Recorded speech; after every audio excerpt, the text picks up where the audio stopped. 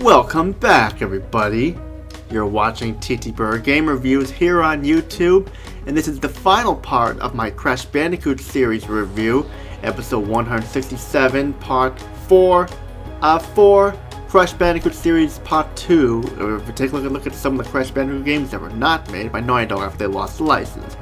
Before I get started here, I want to give a shout out to a friend of mine, HHHaircar95, who was a fan of the Crash Bandicoot series. So this is for you, HHHaircar95, and hope you're doing well. We have a lot to talk about here for the final part of my Crash Bandicoot series review part 2. But before we even get started here, fresh, hot off the grill, ready to be served on a nice Sunday barbecue, is a TTBurger recap to show you all what you missed. And I took a look at Crash Nitro Kart for the PlayStation 2 and gave it a 6 out of 10 because it was an average, mediocre kart racer that had some problems with it that prevented it being as fun as CTR Crash Team Racing. So I will say this there, I still would pick it up if you like Crash Team Racing, but still be warned, it's nowhere near as good, is what I'm trying to say there. But for the final part, we're going to take a look at a game that starts with a new take on the Crash Bandicoot series, where this was the start of like a new generation of Crash Bandicoot, with the art style and everything like that, and we got the game right here.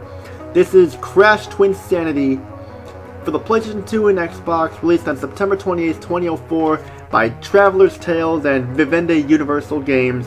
And for the PlayStation 2 version, it's the only version I have. Now I'm just gonna start and say this. I did not like this game. I was not a fan of Crash Twinsanity, and I never will be a fan of it. I know there's some people who liked it and people who hated it, and I'm one of the people who hated it. There's a saying that goes, if it ain't broke, don't fix it. And here, they did the opposite. They fixed something that wasn't broke, and we get this crap here. This game tries new things with this new partner system with Crash and Neo Cortex doing some partner work and everything like that, but it just does not work that well in the end. And also we have some annoying glitches that can kill you or just frustrate you or just make you get stuck, and more to where, yeah, we have a lot to talk about here. In other words, my opinion, this game was garbage. One of the first problems you'll see in Crash Twinsanity is the art style, like with the graphics and everything. Instead of like a badass platforming art style and stuff like that, where we're focused on like make it feel like an original character, here they go for a more kid-friendly style instead of the badass platform style of the previous games. Everything in this game looks like it came out of a children's television program. The characters have these awful looking faces and these faces that look creepy like a moldy rotten cheeseburger, and at times they'll keep smiling away with these hideous creepy looking smiles for no reason whatsoever. And also, so the PlayStation 2 version has some frame rate issues, but let's get on track here. The story of Crash Twinsanity takes place 3 years after Crash Bandicoot the Wrath of Cortex. Neo Cortex returns after being frozen in the Antarctica with Uka Uka. Out for revenge, Cortex kidnaps Coco Bandicoot, Crash's sister, disguises himself as her to trick Crash, and Crash stupidly falls for it and gets ambushed by Cortex and his buddies like Ripperoo and Komodo Joe and all of them, and more, like how he defeated them in the previous games. Although Crash successfully defeats Cortex, they have a new enemy called the Evil Twins. So now they're being lost trying to get back home, and Crash and Cortex must team up to stop the Evil Twins. The story is okay, but it makes Crash Bandicoot into a dumbass because he was so easily manipulated by Neo Cortex that he was Coco Bandicoot, and the way they make Crash Bandicoot and Neo Cortex, they make them seem like dumbasses and stuff. Especially Crash Bandicoot was never this stupid bit ever.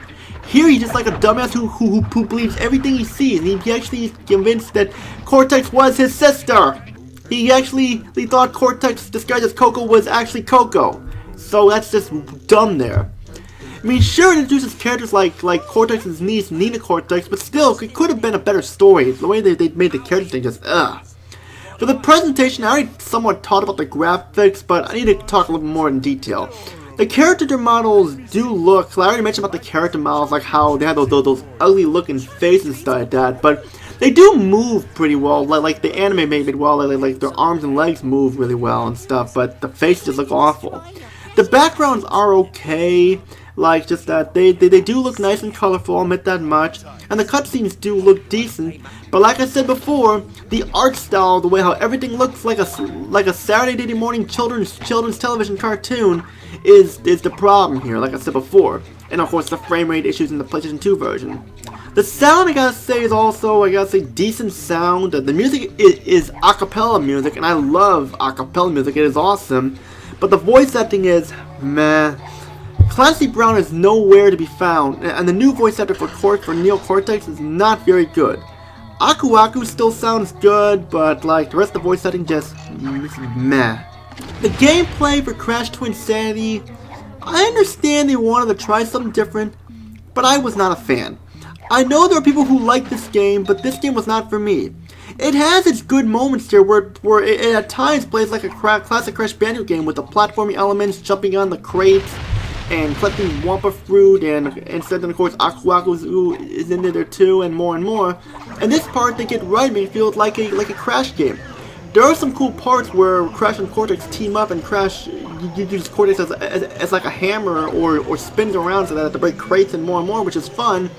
And sometimes you must solve puzzles by doing teamwork, and you can control Cortex at times, which is I guess okay. So it just feels like a shooter instead of a platform element like that. But that was not enough to save the game, in my opinion. Like I mentioned earlier, this is all based on my opinion.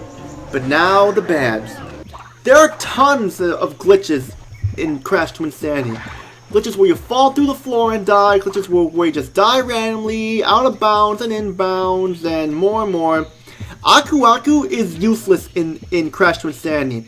He only protects you at certain times. Even when you have, no matter how many Aku Aku crates you smashed, you can die in one hit, especially from TNT and Nitro crates. That has never happened before in a Crash Bandicoot game. When you have Aku Aku protecting you, you get a few extra hits. But here, you die in one hit most of the time too, and just he's useless. I mean, what's the point of having him if he's not going to be any helpful? And the game treats you like you are stupid by explaining flat out what to do throughout the game instead of requiring you to think on your feet. And of course, you have these unskippable cutscenes where you have to watch, and there's no way to skip them. If you hit the start button, it pauses the game. Actually, it's like all of them don't do anything either. Meaning if you die at a certain spot, you're forced to watch these cutscenes over and over.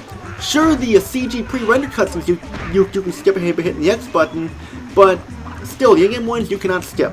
You're forced to watch them, no matter how many times you die. And of course, they have gems in this game, but now the gems are collected by just finding them, not by smashing the crates. So add no challenge to them, making smashing crates or trying to smash them all pretty much useless. And of course, the unbalanced, there's this unbalanced difficulty where it will be super easy to where like certain puzzle elements like that could be frustratingly difficult because like it can be unforgiving at times too. Not to mention with the story and the graphics and more. So final thoughts here. This game killed the Crash Bandicoot series for me. I'm sorry, I know people like this game. There are people who liked it and people who hated it, and I know people who hated it. In this game, the saying was, if it ain't broke, don't fix it. They fixed something that wasn't even broken and just made the game a waste of time and a waste of money. And usually I would still recommend the game because they're fairly Crash Bandicoot, but this is when my love for Crash Bandicoot just really flat out died. I mean, I know Crash Bash was not that good, and Wrath of Cortex was decent, and Nitro Kart was average at best.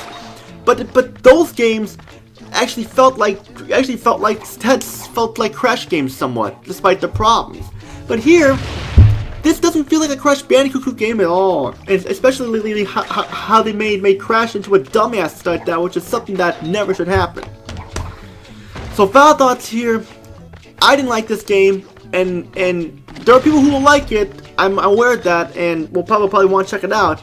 But for the rest of us and stuff who didn't like this game, stay away from it. as far as you can. Which all I gotta say there. Due to the complaints I have of this game, I'm giving it a low score. Not a super duper low score, but a low score of a 4.5 out of 10. It's the best score I can give it because this is the best rating I can give it. The highest rating it goes because the game was crap. And that's it for this episode of my TTBurger game reviews of my Crash Bandicoot Series Part 2. I know there are some Crash games I've not taken a look at, like Crash Tag Team Racing, Clash of the Titans, and Minor Mutant, but I'm staying the fuck away from those because I heard those games are even worse and stuff. So I know people who probably wanted me to hear me to give my thoughts on those games, but after Crash Twinsanity, I was pretty much done. But I didn't even want to finish the game because that's how dumb and boring the game was for me. And it was just boring. Just didn't feel like playing it. Pretty much all I gotta say there. If you like what you see or subscribe, like the video, comment down below, and join my Discord group, TTBurger Game Reviews. There's also more people to join. Link description below. We'll get 24 hours. Which all I gotta say there. And the next, for episode 168, there will be another multiplayer review. The only hint I'm giving you is that it's going to be a multiplayer review on a game franchise that started as a side scroller and then became a 3D platformer later on. If you have any guesses, comment below, but you'll find out in episode 168. How many parts will it be? You'll have to find out when I make the videos. But all I gotta say is Tony. Peace out, have a great day. See you all in episode 168.